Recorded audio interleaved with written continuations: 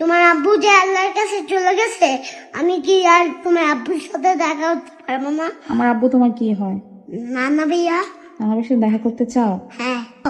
আমি যদি তোমার আব্বুকে মোবাইল দিয়ে কল দেই, তাহলে কি তোমার আব্বু আসবে না? আর কোত্থেকে আসবে না? যে আল্লাহর থেকে। আল্লাহর কাছে কেউ গেলে তা আসতে পারে না। আমরা দিল্লি আসতে পারবো? তুমি কি যেতে চাও? না। হ্যাঁ, যেতে চাই না। যাইতে চাও না? না। কেন?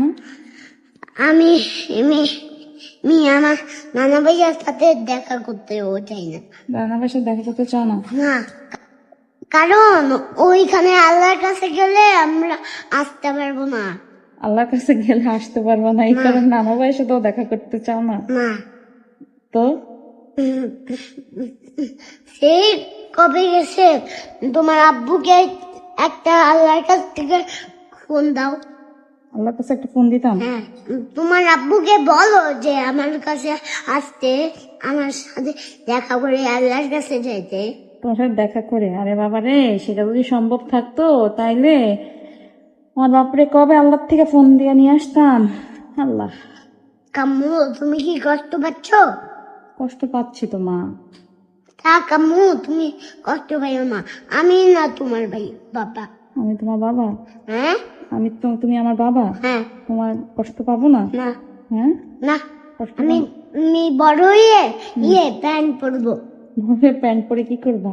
তোমাকে চাকরি করব, এরপরে তোমাকে অনেক কিছু খাওয়াবো। অনেক কিছু খাওয়াবা? হ্যাঁ। তাই? হ্যাঁ। তাই মন খারাপ করবো না? না। ভাইয়া, কি?